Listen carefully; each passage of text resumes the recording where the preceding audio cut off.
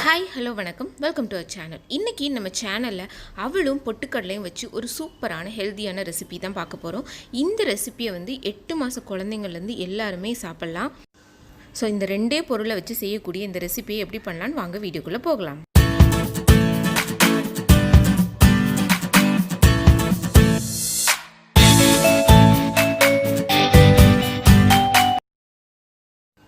இந்த ரெசிபி பண்ணுறதுக்கு இன்றைக்கி 1 கப் அளவுக்கு நான் சிகப்பு அவல் எடுத்திருக்கேன். இதுக்கு பதிலாக நீங்கள் வெள்ளை அவல் கூட எடுத்துக்கலாம். சிகப்பு அவல் வெள்ளை அவலை விட இன்னும் ஹெல்த் பெனிஃபிட் இன்னும் ஜாஸ்தியாக இருக்கும். ஸோ எந்த கப்பில் அளவு எடுக்கிறீங்களோ அதே கப்பில் பொட்டுக்கல்லையும் எடுத்துக்கணும்.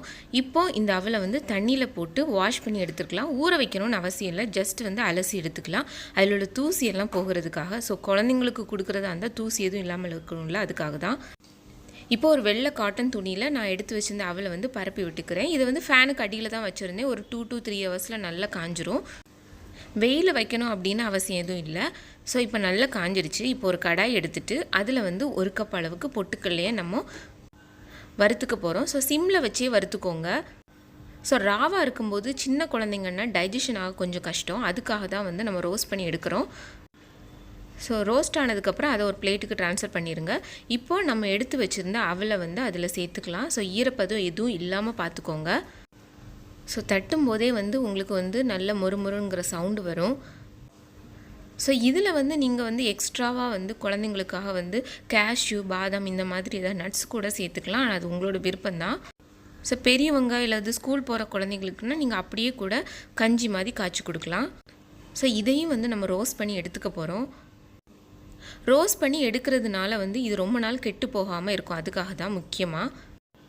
ஸோ பாருங்கள், ரோஸ்ட் ஆகிடுச்சு. நீங்கள் எடுத்து உடச்சி பார்த்தீங்கன்னா நல்லா க்ரன்ச்சியாக இருக்கும். ஸோ பாருங்கள், இந்த அளவுக்கு இருக்கும். இப்போ இந்த 2ஐயும் சேர்த்து நம்ம மிக்ஸி ஜாரில் பவுடர் பண்ணிட்டு வந்துடலாம். நல்லா ஆறட்டும். ஸோ நல்லா ஆறிடுச்சு.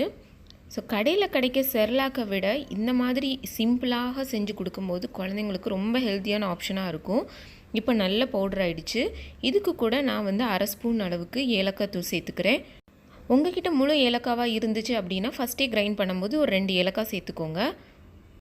ஏலக்காய் தூள் சேர்த்ததுக்கப்புறமா ஒரு சுற்றிட்டு வந்துடலாம். ஸோ நம்மளோட சூப்பரான ஹெல்த்தியான மிக்ஸ் ரெடி ஆகிடுச்சு.